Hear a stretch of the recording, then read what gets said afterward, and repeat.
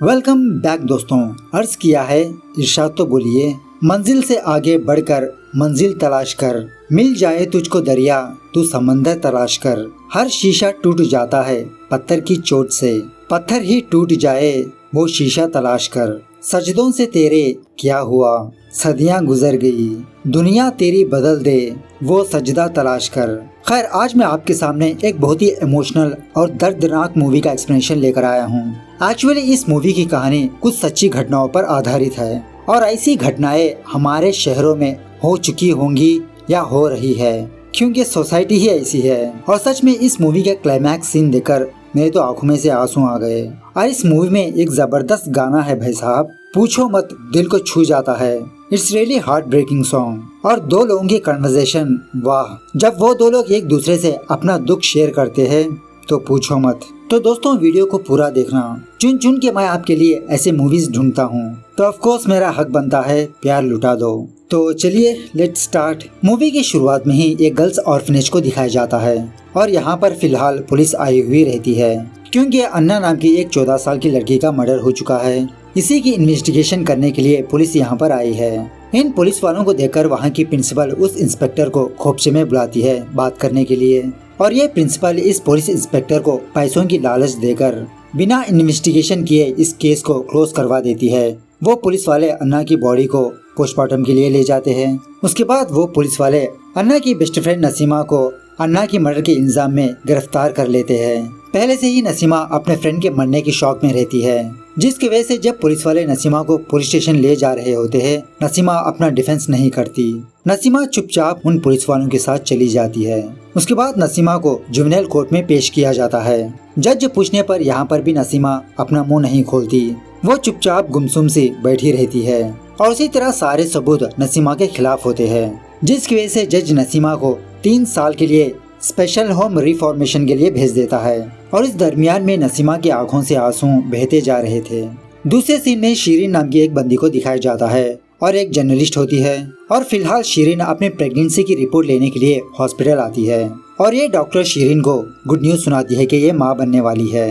और उसी तरह शीरीन की रिपोर्ट्स देखकर वो डॉक्टर शीरीन से कहने लगती है, लगता है तुम स्ट्रेस बहुत लेती हो, तुमको कम्प्लीटली 3 हफ्तों के लिए रेस्ट लेना होगा, इसी से तुम और तुम्हारा बेबी हेल्थी हो सकते हैं। खैर, हॉस्पिटल से बाहर आने के बाद शीरीन यही खुशखबरी अपने हस्बैंड को सुनाती है।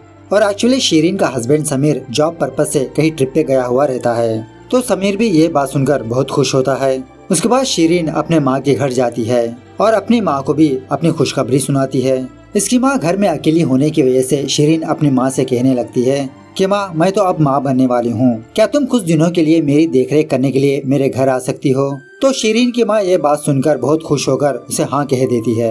वहाँ से शीरीन अपने ऑफिस जाती है और काम वाम खत्म होने के बाद शीरीन का एक फ्रेंड जिसका नाम होता है विनय, शीरीन को पिकअप करने के लिए उसके ऑफिस आता है। शायद विनय इसका कुलीग भी है। उसके बाद ये दोनों डिनर करने के लिए एक रेस्टोरेंट जाते हैं और इन दोनों की बातों से हमें ये बात पता चलती है कि शीरीन सोसाइटी में चल रहे चाइल्ड सेक्सुअल अब्यूज के बारे में डॉक्यूमेंट्री बनाना चाहती है, जिसकी वजह से शीरीन विनय से हेल्प मांगती है। विनय कहने लगता है कि मैं तो तुम्हारी हेल्प करूंगा, पहले तुम समीर से परमिशन तो लो। तो शीरीन फौरन घर जाकर समीर को वीडियो कॉल करती है और अपने डॉक्यूमेंट्री के बारे में बताने लगती है। समीर शीरीन के हर एक काम में सपोर्टिव रहता है। दूसरे दिन शीरीन अपने ऑफिस से वापस आकर अपने फ्लैट जाने के लिए जब लिफ्ट में आती है, तो उस लिफ्ट में ऑलरेडी 2 बच्चे होते हैं और वो 2 बच्चे शीरीन को पीछे से कुछ अजीब नजरों से देखने लगते हैं। और इसी तरह वो 2 बच्चे शीरीन को अकेला देखकर फिजिकली अब्यूज करने लगते हैं, जिसकी वजह से बेचारी शीरीन शौक के मारे वहीं पर खड़ी रहती है। उसके बाद शीरीन घर आकर बेचारी बहुत रोने लगती है। बहुत रोने के बाद शीरीन अपने आप में हिम्मत जुटाकर उन 2 बच्चों के घर जाती है और बिना उनके माँ बाप को बताए उनके गाल लाल कर देती है। उसके बाद शीरीन विनय को अपने घर बुलाकर उन दोनों बच्चों के बारे में बताती है।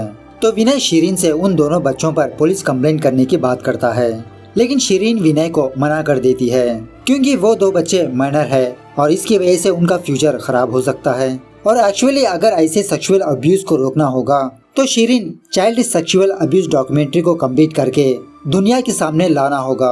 हमारी सोसाइटी को इसके बारे में अवेयरनेस देना होगा।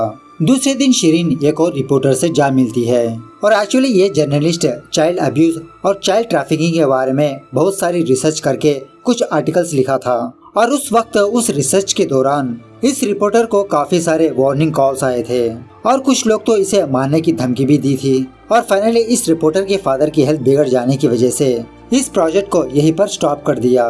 तो ये रिपोर्टर उसके रिलेटेड कुछ आर्टिकल्स शिरीन को देती है। उसके बाद शिरीन विनय की मदद से एक स्पेशल होम इंचार्ज से मिलने की कोशिश करती है। शिरीन की डॉक्यूमेंट्री के बारे में इस ऑफिसर को बताती है और उसी तरह जो बच्चे सेक्सुअली अब्यूज हो चुके होते हैं उनसे बात करना चाहती है।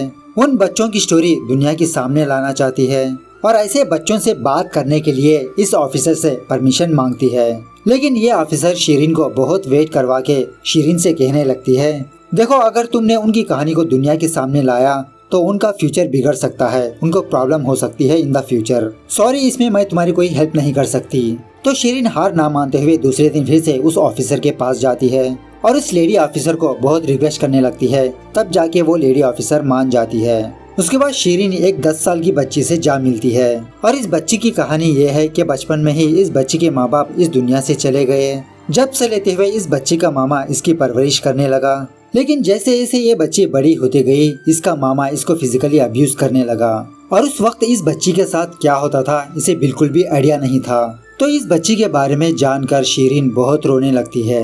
दूसरे दिन शिरीन उस बच्ची का स्टेटमेंट विनय को सुनाती है और एक्चुअली बात यह है कि जो बच्चे बचपन में सेक्सुअली अब्यूज होते हैं बड़े होने के बावजूद भी उसका इम्पैक्ट रहता है और मोस्टली ऐसे बच्चों को सेक्सुअली अब्यूज करने वाले फैमिली मेंबर्स ही होते हैं। उसके बाद शिरीन एक और बंदे से जा मिलती है जो अपने रूम में बिना शर्ट के बैठा हुआ रहता है और इस बंदे की कहानी ये है, जब ये बच्चा छोटा था तो ये हॉस्टल में रहा करता था और उसी तरह पढ़ाई में भी बहुत इंटेलिजेंट था। एक दिन इसके हॉस्टल को एक नया वार्डन आया और वो वार्डन इस बंदे को बहुत फेवर करने लगा था। देखते ही देखते कुछ दिनों बाद वो वार्डन इस बंदे को सेक्सुअली अब्यूज करने लगा। ऑलमोस्ट 6 साल तक वो वार्डन इस बंदे को सेक्सुअल हरासमेंट करता रहा और उस वार्डन से बचने के लिए ये बंदा काफी सारी बार अंधेरे में जाके छुप जाता था और जब से लेते हुए इस बंदे को अंधेरे से बहुत डर लगता है और अभी भी ये बंदा बिना किसी से मिले एक अजीब का मेंटल ट्रोमा में होता है।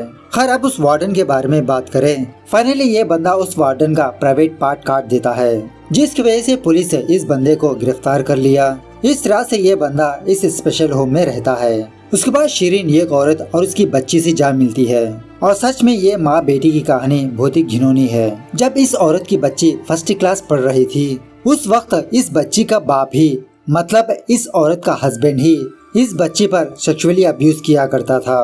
खैर इसी डॉक्यूमेंट्री के दौरान शिरीन को अन्ना और नसीमा के बारे में पता चलता है। अन्ना और नसीमा ये दोनों अलग अलग जगह से आकर एक ही ऑर्फनेज में अपनी जिंदगी गुजार रहे थे।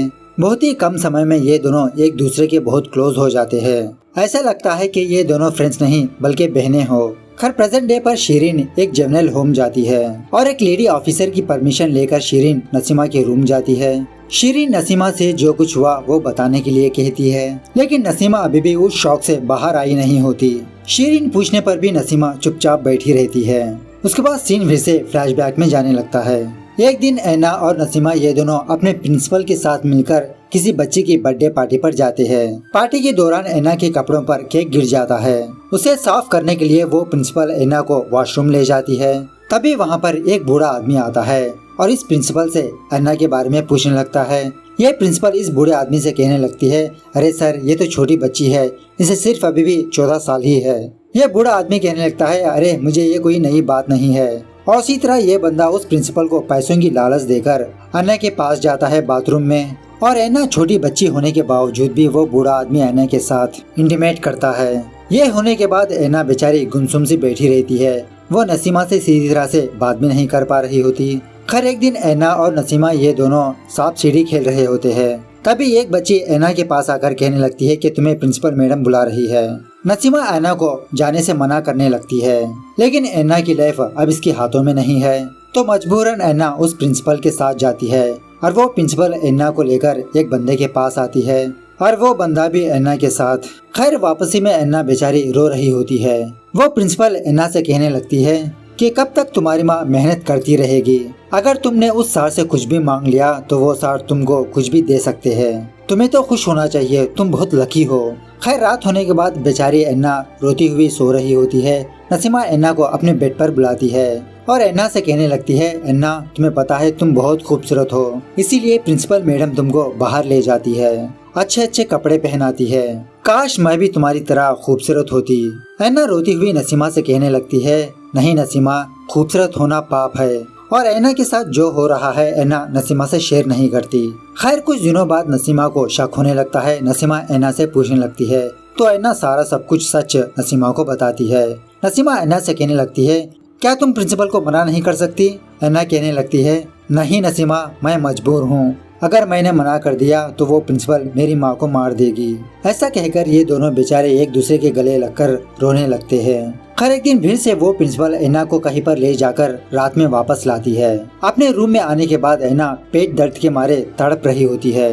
नसीमा पूछने लगती है कि तुम इतनी देर कहाँ पर गई थी? अन्ना कहने लगती है कि प्रिंसिपल मुझे हॉस्पिटल ले गई क्योंकि मैं 2 महीनों की प्रेग्नेंट हूँ और इसका अबॉर्शन करवाने के लिए ही प्रिंसिपल ने मुझे हॉस्पिटल ले गई।